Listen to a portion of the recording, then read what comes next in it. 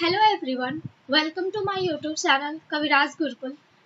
कल हमने देखा था कि केमिकल रिएक्शन क्या होते हैं और कुछ रिएक्शन थ्योरेटिकल वे में मैं उसको एक्सप्लेन की थी। लेबोरेटरी में हम करते हैं केमिस्ट्री लैब में, लेकिन उसको थ्योरेटिकल वे में मैं कल एक्सप्लेन की थी। आज देखेंगे कि जो रिएक्शंस हुए, रिएक्शन तो हो गया, अब उसको लिखते कैसे हैं, उसको पेपर पर इलस्ट्रेट कैसे करते हैं। तो जो भी रिएक्शंस होते हैं उसको लिखने का जो तरीका होता है उसी को केमिकल इक्वेशन कहते हैं। अब ये केमिकल इक्वेशन की हमें ज़रूरत क्यों पड़ी? अपने कन्वेनियंस के लिए, मतलब कि अपनी सुविधा के लिए हम इसका यूज़ करते हैं। जो एक पूरा लाइन बोलना पड़े, जैसे एग्जांपल के लिए लो, जैसे कल मैग्नीशियम को एयर के प्रेजेंस में, मीन्स ऑक्सीजन के प्रेजेंस पर जब बर्न कर रहे थे, जला रहे थे, तो वो मैग्नीशियम ऑक्साइड बन रहा था।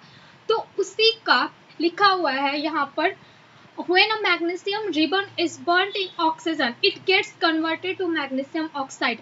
अब इतना बड़ा लाइन लिखा हुआ है, इसको हम शॉर्ट फॉर्म में जो रिप्रेजेंट करते हैं, तो वर्ड इक्वेशन से भी इसको रिप्रेजेंट कर सकते हैं। अब वर्ड इक्वेशन क्या है? इतना बड़ा लाइन ना लिखकर सिंपल बस लिखते हैं हम यहाँ पर मैग्नीशियम। अब मैग्नीशियम का स्पेलिंग क्या हुआ? मैग्नीशियम, ठीक है। उसके बाद मैग्नीशियम हो गया, प्लस क्या जरूरत हमें? ऑक्सीजन का, तो प्लस का साइन देंगे, उसके बाद लिखेंगे ऑक्सीजन। हो गया ये मैग्नीशियम प्लस ऑक्सीजन। अब एक एरो देते हैं हम यहाँ पर, इसके बाद एक एरो लिखते हैं। अब एरो क्या सेंस यहाँ पर होता है कि मैग्नीशियम प्लस ऑक्सीजन, मैग्नीशियम और ऑक्सीजन मिलकर गिविंग अ प्रोडक्ट। ये एरो जो यहाँ पर हम दिए हैं उसका मतलब, उसका मीनिंग जो है सिर्फ ये है कि ये मैग्नीज प्रोडक्ट में कन्वर्ट हो रहा है, जो कि मैग्नीशियम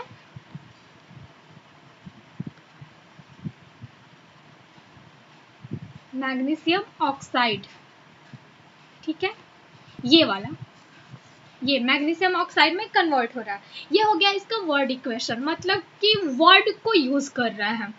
अब फिर भी यहाँ पर इतना बड़ा, इतने सारे अल्फ़ाबेट लिखने पड़ रहे हैं हमें, MAGNE, फिर ऑक्सीजन का 1 2 3 4 5 6 अल्फ़ाबेट इसके, फिर उसके बाद मैग्नीशियम ऑक्साइड, इसके इतने सारे अल्फ़ाबेट, फिर भी ये एक लॉन्ग फॉर्म हो जा रहा है।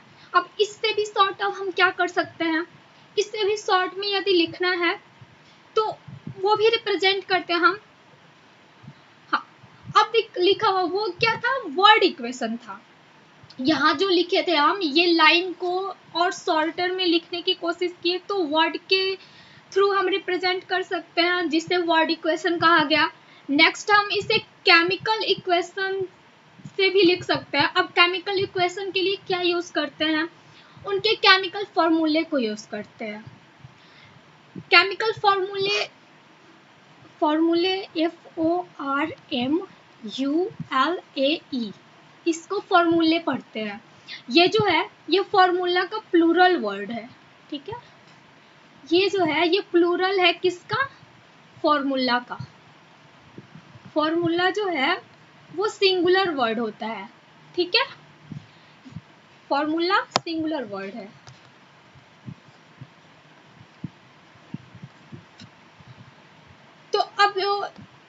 तो अब देखते हैं कि इसके अकॉर्डिंग या इसके बेस पर हम कैसे लिख सकते हैं किसी भी इक्वेशन को।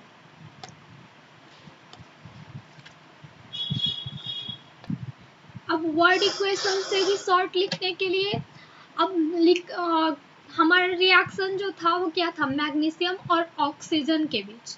तो मैग्नीशियम का केमिकल फॉर्मूला क्या होता है? Mg।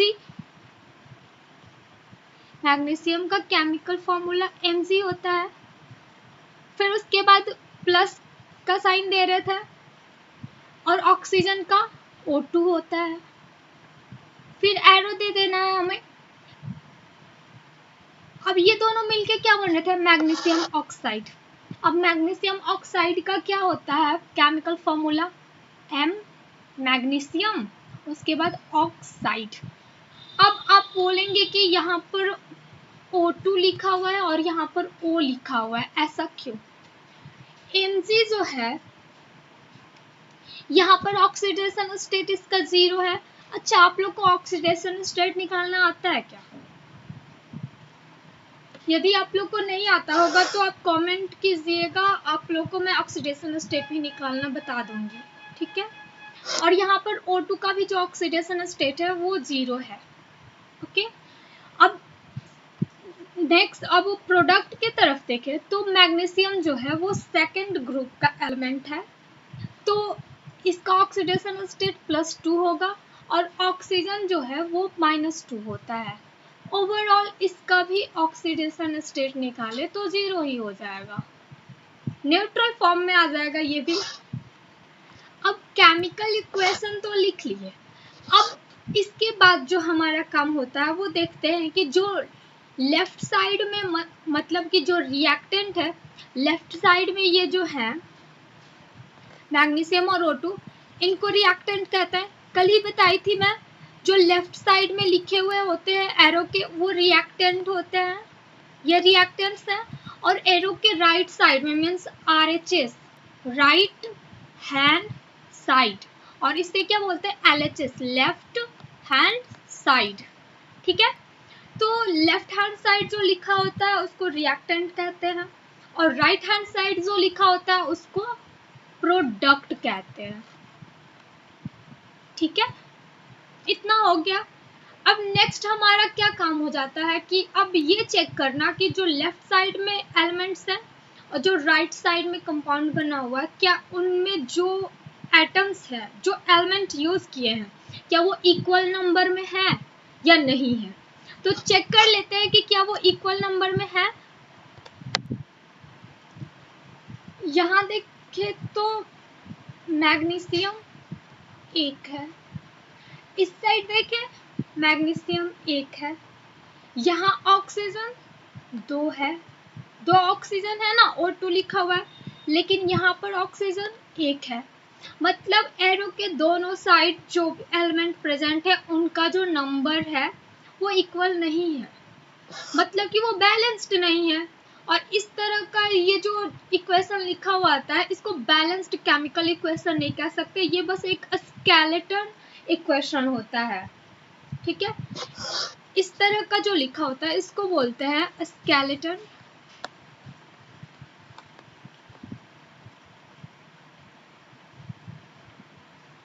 केमिकल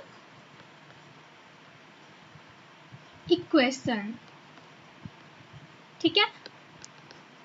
इक्वेशन यहाँ भी लिखा हुआ है। तो अब नेक्स्ट हम ये समझते हैं कि फिर इसको बैलेंस करते कैसे हैं। बिना बैलेंस किए क्या हम इसको छोड़ देंगे तो हमारा काम हो जाएगा, ऐसा नहीं होगा, इसको बैलेंस करना ही पड़ेगा। तो अब बैलेंस कैसे किया जाता है वो देख लेते हैं हम।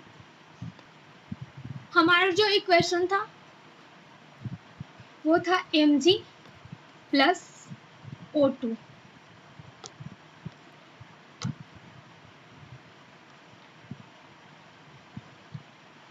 MgO, ठीक है, यही था हमारा इक्वेशन। तो पहले क्या करते हैं कि कॉलम बना लेते हैं, इस तरह से इसको बैलेंस करने में काफ़ी इजी होता है, इसलिए पहले कॉलम में जो है वो एलिमेंट लिख लेते हैं हम कि इक्वेशन में कौन कौन से एलिमेंट प्रेजेंट है। सेकंड कॉलम जो होगा उसमें हम लिख लेंगे कि नंबर LHS के साइड में कितने हैं और RHS के साइड में कितने हैं। तो एक तो हमारा मैग्नीशियम है, सेकंड ऑक्सीजन है। LHS के साइड में मतलब लेफ्ट हैंड साइड में मैग्नीशियम कितने हैं, 1 ही है, और राइट साइड में देखें तो वहाँ भी 1 ही है।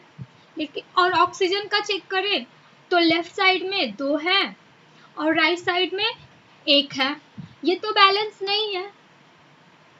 तो अब इसको बैलेंस करने के लिए क्या करें? मैग्नीशियम तो दोनों तरफ ठीक है, इसमें कोई चेंज करने की जरूरत है नहीं अभी के लिए जो दिख रहा है हमें, लेकिन ऑक्सीजन में चेंज करने की जरूरत है। अब ऐसा हम नहीं करेंगे कि यहाँ से जो यहाँ लिखा हुआ है ये ऑक्सीजन, यहाँ एक ओ लिख दे और यहाँ का 2 हटा दे। इसमें से हटाना नहीं है, बल्कि हम ऐड कर सकते हैं इसमें, लेकिन हटा नहीं सकते इसमें से कुछ भी। तो अब ऐड करने के लिए क्या कर सकते हैं? यहाँ मतलब हमें ऑक्सीजन राइट साइड में भी 2 चाहिए। अगर यहाँ पर मैं 2 से मल्टीप्लाई कर दूं तो क्या राइट साइड में भी 2 आ जाएगा? ऑक्सीजन आ जाएगा ना? तो अब क्या करते हैं कि यहाँ पर 2 लिख देते हैं इसके आगे में। अब माइंड में आ रहा होगा कि हम Mg के बगल में मतलब उसके साइड में क्यों लिखें? यहाँ पर सिंपल 2 लिख देते यहाँ पर, तो भी MgO2 और हमारा इक्वेशन बैलेंस हो जाता। लेकिन यहाँ पर इसके पैर के पास नहीं लिखा जाता है।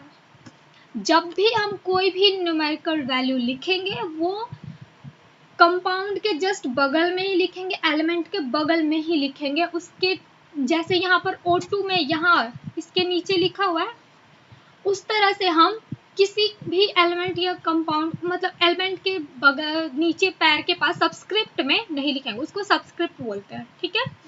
तो उसके पैर के पास नहीं लिखा जाएगा। अब चेक करें हम तो ऑक्सीजन तो 2 हो गया, ऑक्सीजन जो है वो 2 हो गया। अब कोई बोलेगा कि अब तो Mg के बगल में लिखिए, तो फिर ऑक्सीजन 2 कैसे हुआ? उस चीज को भी मैं बता देती हूँ। अब मैथ में एक इक्वेशन पढ़ते हैं, उस इक्वेशन को मैं यहाँ पर रिप्रेजेंट करती हूँ 2 ब्रैकेट में x प्लस वाई। इसको सॉल्व करके कैसे लिखते हैं? 2x प्लस 2y, ऐसा ही तो लिखते हैं। तो इसमें क्या किया है आखिर? ये 2 को पहले x से मल्टीप्लाई किए, अगेन उसको ये सेकंड y से मल्टीप्लाई कर दिए, ऐसा ही तो करते हैं। अब आप दिमाग लगाएंगे, यहाँ तो Mg और O के बीच प्लस नहीं है, ना ही कोई ब्रैकेट दिया हुआ है, तो फिर हम मल्टीप्लाई क्यों करें? दिमाग नहीं लगाना है ऐसा कि यहाँ पर ब्रैकेट होगा, पॉजिटिव होगा, कोई साइन होगा तो ही मल्टीप्लाई करेंगे, अदरवाइज नहीं करेंगे। इस 2MgO ये लिखने का सेंस सीधा सा है कि यहाँ पर मैग्नीशियम भी 2 है, ऑक्सीजन भी 2 है। बात समझ में आ गई? इतना क्लियर हुआ सबको? तो अब चेक कर लेते हैं कि क्या यहाँ आगे में 2 लगा दिए तो क्या अब हमारा इक्वेशन बैलेंस हुआ या नहीं हुआ, वो देख लेते हैं।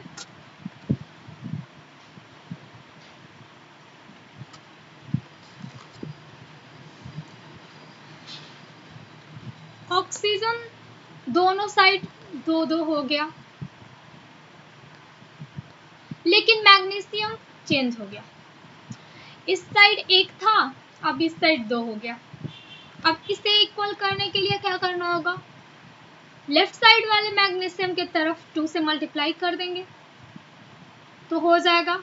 2 से मल्टीप्लाई कर दिया, अब चेक करो अब क्या ये इक्वल हुआ?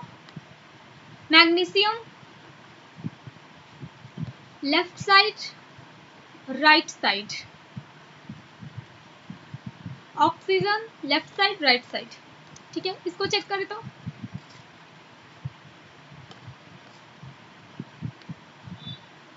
दो है लेफ्ट साइड में, राइट साइड में भी 2 है। ऑक्सीजन लेफ्ट साइड में 2 है, राइट साइड में 2 है। हमारा इक्वेशन केमिकल इक्वेशन जो है वो बैलेंस्ड हो गया, दोनों तरफ सेम नंबर में प्रेजेंट हो गया, मतलब हमारा इक्वेशन जो है वो बैलेंस हो गया, हम कामयाब हो गए। बहुत बहुत खुशी हो, बहुत बहुत बधाई हो। अब नेक्स्ट एग्जांपल लेकर ऐसे ही समझते हैं हम कि यदि जैसे नेक्स्ट एग्जांपल लूँ मैं, जैसे कल एक था जिंक और सल्फ्यूरिक एसिड के साथ, वही वाला एक रिएक्शन ले लेते हैं। तो जिंक का क्या होता है? Zn और सल्फ्यूरिक एसिड H2SO4 क्या बना रहा था? ये zinc sulphate plus H2 gas. यही बना रहा था ना कल। तो अब यहाँ पर चेक कर लेते क्या ये इक्वेशन हमारा बैलेंस है।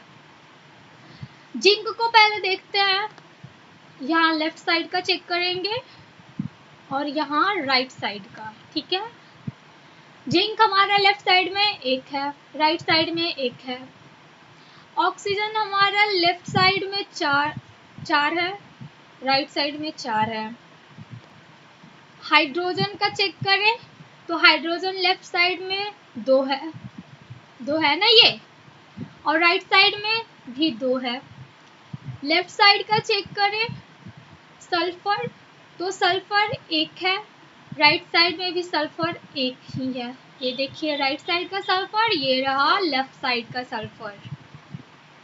इसमें तो कोई चेंज करने की जरूरत ही नहीं है। Zinc 1, oxygen 4, hydrogen 2, sulphur 1 and 1। Equation is balanced है, तो इसमें कोई चेंज करने की जरूरत नहीं है। नेक्स्ट एग्जांपल लेके देख लेते हैं। नेक्स्ट एग्जांपल हम ले लेते हैं आयरन वाटर के साथ। आयरन का क्या होता है Fe, वाटर का क्या होता है H2O, और ये रिएक्शन करके बनाता है Fe3O4 प्लस H2। ये जो आयरन का ऑक्साइड बना है इसको मैग्नेटाइट कहते हैं। इसको क्या कहते हैं, मैग्नेटाइट।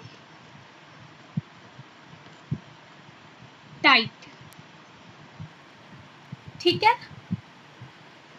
ये आयरन का ऑक्साइड होता है जिसका नाम मैग्नेटाइट होता है। ये नेचर में ऐसे ही मिनरल के फॉर्म में मिल जाता है।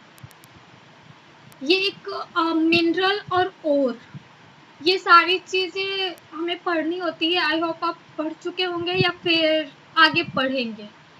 मुझे एग्जैक्ट याद नहीं कि किस चैप्टर में या फिर किस क्लास में पढ़ना होता है, पर ये पढ़ना होता है हमें मिनरल और एक होता है ओर। ठीक है, तो ये जो मैग्नेटाइट है वो मिनरल होता है। हम चलते अपने टॉपिक पर, टॉपिक से डाइवर्ट हो गए। अपना ये जो इक्वेशन है इसको चेक करते हैं क्या ये बैलेंस्ड है या बैलेंस्ड नहीं है। तो पहले क्या करते हैं, हम LHS इधर लिखते हैं, फिर RHS लिखते हैं। नेक्स्ट हमारा क्या काम होता है, नेक्स्ट हम एक एक एलिमेंट को लिख लेते हैं। इधर क्या लिखा जाता है, एलिमेंट को। एलिमेंट में क्या है, Fe है, उसके बाद हाइड्रोजन है, ऑक्सीजन है ना।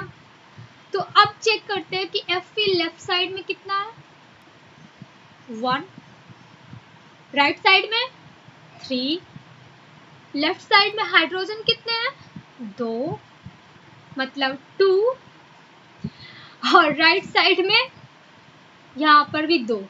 ठीक है, और ऑक्सीजन लेफ्ट साइड में 1, राइट साइड में 4। ये तो बैलेंस्ड नहीं है, कहीं 1 प्रेजेंट है तो कहीं 3 प्रेजेंट है। ये इक्वेशन जो है हमारा बैलेंस नहीं है, तो अब इसको बैलेंस करते हैं। बैलेंस करने के लिए किसी एक एलिमेंट को पहले हम लेते हैं। Fe को ही मान लो ले लिया, मान लो हम Fe को ही ले लिए, तो यहाँ पर 1 है लेफ्ट साइड में और यहाँ 3 है। तो क्या करेंगे हम, इंटू 3 कर देंगे तो ये भी 3 हो गया। चलो Fe तो हो गया। अब H को देखें तो H तो दोनों साइड इक्वल ही है, इसमें तो कुछ करना नहीं है। ऑक्सीजन यहाँ 1 है, यहाँ 4 है, यहाँ पर 4 से मल्टीप्लाई कर दे तो। अब इसको देख लेते हैं कि क्या होता है। जो नंबर हम लिखे हैं लेफ्ट साइड में 3 मल्टीप्लाई करना था, 3 लिख दिए। लेफ्ट साइड में ही चेंज करना है ये O, तो O कहाँ पर है, ये H2O में है, तो H2O के कहाँ लिखेंगे 4, उसके बगल में लिखेंगे, उसके साइड में H2O के यहाँ पर लिखेंगे ना, या यहाँ पे एग्जैक्टली यहाँ पर लिखेंगे।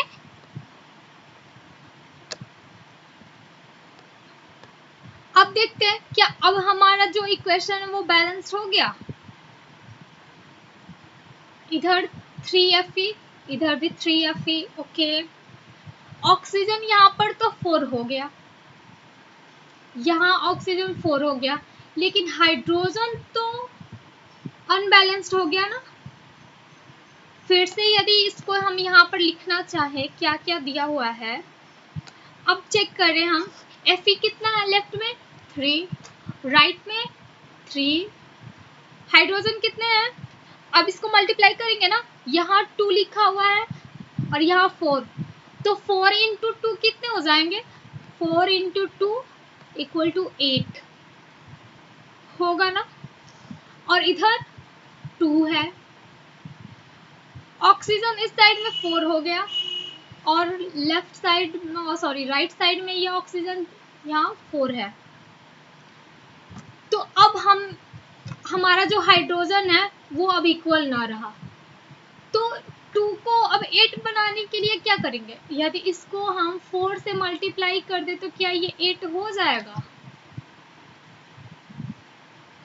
बिल्कुल होगा। अब इसको यहाँ पर तो क्या करेंगे, मल्टीप्लाई राइट साइड में क्या करेंगे हम, यहाँ पर एक बार देख लेते हैं हम लिखकर 4, उसके बाद अब मिलाते हैं, अब मैच करके देख लेते हैं क्या अब इक्वल हुआ। लेफ्ट साइड में Fe कितना है 3 है, राइट साइड में 3 है, हाइड्रोजन 4 इंटू 2 8, इधर 4 इंटू 2 8, ऑक्सीजन कितने हैं, ये 4 इससे भी मल्टीप्लाई होगा ना ऑक्सीजन वाले से, तो 4, यहाँ पर ऑक्सीजन 4, हमारा इक्वेशन बैलेंस्ड हो गया ना। अब हम केमिकल इक्वेशन लिखना भी सीख गए। अब आप खुद बताइए कौन सा लिखना सबसे ज्यादा कन्वीनियंस है, कौन सा सबसे ज्यादा इजी है और जल्दी लिख सकते हैं। एक तो पूरा हम लाइन लिख रहे थे, this one is react to this one then the product is formed, ये इतना सारा ब्ला ब्ला लिखना पड़ रहा था, एक तो वो लिखे इतना सारा ऐसे। सेकंड था वर्ड इक्वेशन, वर्ड इक्वेशन में भी स्पेलिंग को ध्यान रखना रहता है, क्योंकि आना तो सब चाहिए लेकिन लिखने का जो इजी कौन सा वे है उसकी बात कर रहे हैं, इसमें भी स्पेलिंग लिखना है और उतने सारे अल्फाबेट। नेक्स्ट था बस उसके सिंबल लिखते जाना है, जैसे Mg लिखे, O2 लिखे, एरो दिया, MgO लिख दिए, बस कुछ देर में हो गया, मिनट भी नहीं लगे इसको लिखने में, है ना। तो ये सबसे ज्यादा इजी रहा लिखना। नेक्स्ट और एक चीज इसमें देखते हैं कि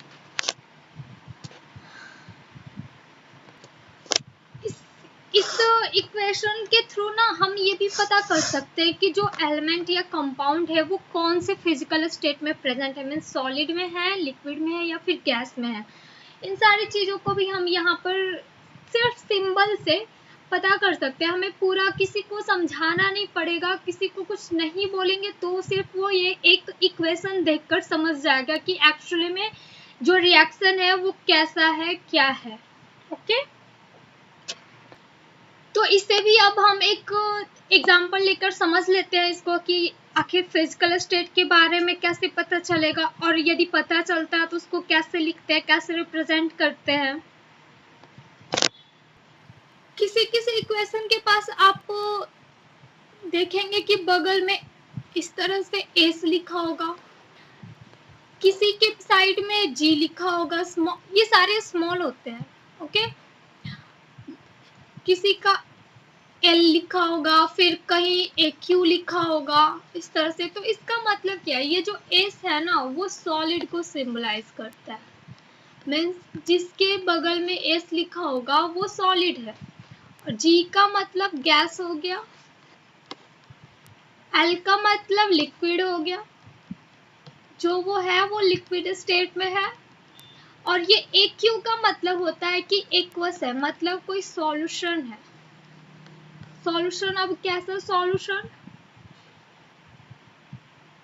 सॉरी यहाँ पर ई छूट गया, यहाँ ई भी होता है, ठीक है। ए क्यू यू ई ओ U S, aqueous, okay.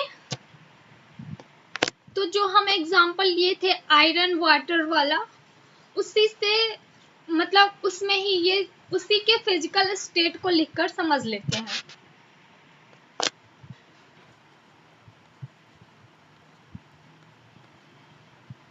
Three Fe plus 4 H2O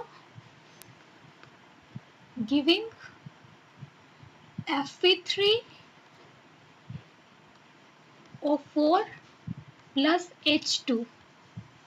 ये था। अब ये इतना दूर दूर जो लिखी हो, यहाँ पर उसके फिजिकल स्टेट को लिखने के लिए मैं की जगह छोड़ी हूँ। तो Fe जो है वो सॉलिड होता है, तो सॉलिड के लिए S लिखते हैं। H2O जो है, H2O अब 3 फॉर्म में एग्जिस्ट करता है, सॉलिड भी, लिक्विड भी, गैस भी। यहाँ पर जो ये H2O यूज किया जाता है वो स्टीम में होता है। स्टीम का मतलब भी तो गैस, स्टीम क्या है, गैस ही है, भाप। तो ये यहाँ पर गैसियस फॉर्म में लिया गया होता है। फिर जो ये फेरिक ऑक्साइड है ये भी सॉलिड होता है, और ये H2 जो है वो गैस होता है, ठीक है। तो अब ये हम अगर इसके बगल में ये सारे GS लिख दिया है तो अब हमें बोलना नहीं पड़ेगा। यदि ये पेपर पर लिखा हुआ रहेगा कहीं पर तो हम समझ जाएंगे। ये इक्वेशन में आयरन, ये जो रिएक्शन है इसमें आयरन यूज हुआ है, H2O यूज हुआ है जो कि फेरिक ये आयरन ऑक्साइड बना रहा है और हाइड्रोजन गैस इवॉल्व हो रहा है। H2 लिखा हुआ है और बगल में गैस लिखा हुआ है, समझ जाएंगे कि गैस जो है यहाँ पर H2 गैस निकल रहा है और H2O के बगल में G लिखा हुआ है। तो ये भी हमें समझ में आ गया कि यहाँ पर स्टीम फॉर्म H2O का जो लिया गया है। वरना हम अगर G नहीं लिखा होता तो ये भी सोच सकते हैं ना कि यहाँ पर आयरन को क्या पानी में डुबा के रखा गया है, पर ऐसा है नहीं, पानी में डुबा के नहीं रखा गया था। इसका जो है वो वेपर लिया गया था H2O का, मतलब उसका स्टीम गैसियस फेज में हो गया। नेक्स्ट एक एरो और यूज होता है, ये जो अपवर्ड डायरेक्शन और एक डाउनवर्ड डायरेक्शन। अब ये एरो का क्या मतलब होता है, अपवर्ड डाउनवर्ड। जब कोई गैस इवॉल्व होगा ना किसी भी रिएक्शन से, यदि गैस निकलेगा तो जैसे यहाँ पर H2 निकल रहा है ना, तो H2 गैस लिखा हुआ है तो समझ में आ रहा है कि ये गैस है। अगर मान लो ये गैस यहाँ ना लिखकर ऐसे लिखा होता अपवर्ड, तो भी इसका मतलब यही है कि ये गैस बना हुआ है और ऊपर जा रहा है। गैस बनेगा तो ऊपर ही जाएगा, नीचे तो रहेगा नहीं। और ये जो डाउनवर्ड वाला सिंबल है ये पीपीटी को रिप्रेजेंट करता है। पीपीटी का मतलब प्रेसिपिटेट, जो कि हम वो लेड आयोडाइड बनाए थे गोल्डन वाला कल, वही। तो वहां पर जब बनाए थे ना कि लेड नाइट्रेट जो है वो पोटेशियम आयोडाइड से रिएक्ट करके लेड आयोडाइड बनाता है। PbI2 था, कल वाले में था ना PbI2। तो इसके बगल में यदि ये डाउनवर्ड एरो लगा होगा इसका मतलब कि ये प्रेसिपिटेट हो रहा है, ठीक है। बस इतने ही नोटेशंस थे, इतने ही चीजें थी जो हमें केमिकल इक्वेशन में यूज करने होते हैं। अब आप केमिकल इक्वेशन लिखना सीख चुके हैं। नेक्स्ट टॉपिक नेक्स्ट वीडियो में कवर करेंगे। सो अभी के लिए thank you so much for joining.